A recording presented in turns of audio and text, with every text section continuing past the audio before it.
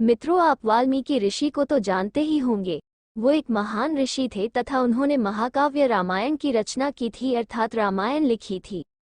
वाल्मीकि ऋषि का नाम रत्नाकर था।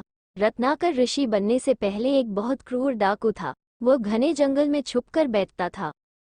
जंगल से आने जाने वाले राहगीरों को रोककर उनकी धन संपत्ति लूट लेता था तथा उन्हें मार डालता था और उस संपत्ति से अपनी पत्नी, बच्चों का भरण पोषण करता था।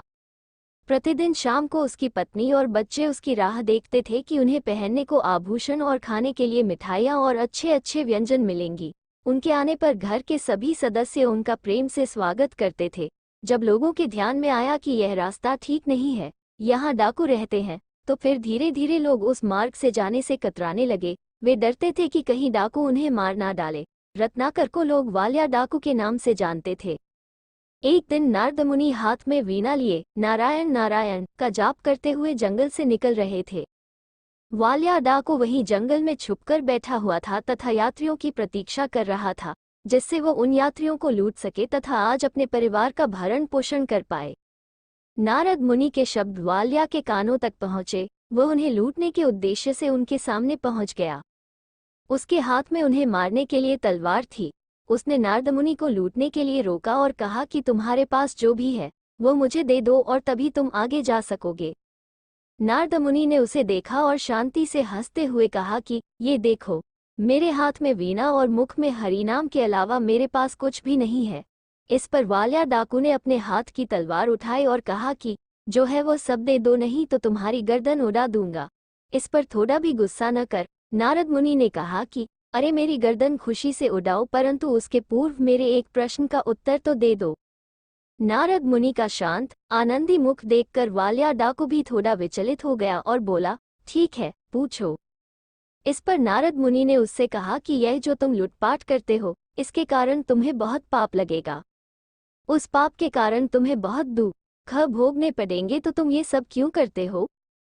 उस पर रत्नाकर वालिया ने उत्तर दिया कि मैं ये सब अपनी पत्नी और बच्चों के पेट भरने के लिए कर रहा हूँ। इस पर नारद मुनि ने कहा, जिनके लिए तुम ये पाप कर रहे हो वो तुम्हारी पत्नी और बच्चे क्या तुम्हारे इस पाप का आधा फल भोगने हेतु तैयार हैं? इस पर रत्नाकर बोला, हाँ, उनके लिए ही तो मैं ये सब करता हूँ, तब वे तो इस पाप का आधा फल तो भोगेंगे ही। नारद मुनि ने कहा, तुम पहले घर जाओ और उनसे पूछो कि वे तुम्हारे पाप का आधा फल भोगेंगे अथवा नहीं। ये सुनकर रत्नाकर वालिया ने थोड़ा विचार किया और कहा कि जब तक मैं घर से इस प्रश्न का उत्तर नहीं लेकर आता तब तक तुम यहीं पर रहना और कहीं भागने की कोशिश न करना। वो अपने घर की ओर चल दिया। घर जाकर उसने अपने पत्नी बच्चों से पूछा कि मैं प्रतिदिन तुम्हारे लिए लोगों को लूटता हूँ, मारता हूँ, इसके कारण मुझे जो पाप लगने वाला है, क्या उस पाप का आधा फल तुम भोगने के लिए तैयार हो? ये सुनकर प्रतिदिन रत्नाकर का प्रेम से स्वागत करने वाले पत्नी बच्चे उस पर गुस्सा होकर बोले, हमारा भरण पोषण करना तुम्हारा कर्तव्य है, हमने तो तुम्हें पाप करने को नहीं कहा था। तुम ही अपने मन से ये सब करते हो, तो इस पाप को तुमको ही भोगना पड़ेगा। हम इस पाप का आधा फल क्यों भोगे? ये सुनकर रत्नाकर निराश हो गया। जिनके लिए मैंने इतने पाप किए, वे ही मेरे पाप में सहभागी होने के लिए तैयार नहीं है।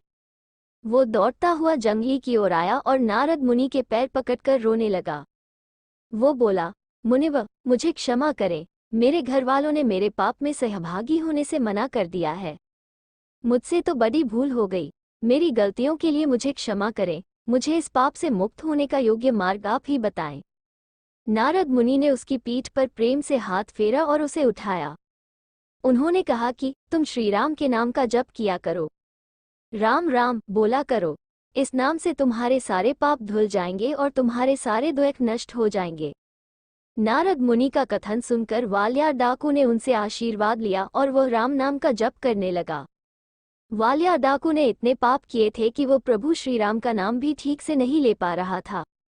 राम राम कहने की बजाय उसके मुख से मरा मरा शब्द ही निकलता था। वो दिन रात प्रभु श्रीराम के नाम के जप की बजाय मरा मरा ही जप करने लगा। इस प्रकार मरा मरा बोलते बोलते उसके मुख से राम राम का नाम निकलने लगा। ऐसे राम नाम जपते जपते 12 वर्ष बीत गए, परंतु वालिया डाकू अपने स्थान से थोड़ा भी नहीं हिला। वो अपनी सुध बुध भूल गया। वो राम नाम के जप में इतना मग्न हो गया था कि उसके शरीर पर चींटियों ने बाम्बी बना ली थी, अर्थात चींटियों ने अपना घर बना लिया था और उसे पता भी नहीं चला। बहुत समय बीतने के बाद एक दिन क्या हुआ कि जब नारद मुनि उस जंगल से निकल रहे थे, तब उन्हें चींटियों की बाम्बी से राम राम की आवाज सुनाई दी। उन्हें बहुत आश्चर्य हुआ। वो तुरंत वहीं रुक गए और सोचने लगे कि यह आवाज इस चींटियों की बाम्बी से क्यों आ रही है। उन्होंने बाम्बी की मिट्टी हटाई, तब उन्हें राम नाम में मग्न रत्नाकर दिखाई दिया। रत्नाकर को देख उन्हें बहुत आनंद हुआ। उन्होंने धीमे से रत्नाकर को पुकारा। रत्नाकर ने धीरे धीरे अपनी आंखें खोली तो उसने अपने सामने नारद मुनि को देखा और उसे बहुत आनंद हुआ। उसने उनके पैर पकड़े और उनकी आंखों से अश्रु की धारा बहने लगी, जिससे उनके चरणों का अभिषेक हो गया।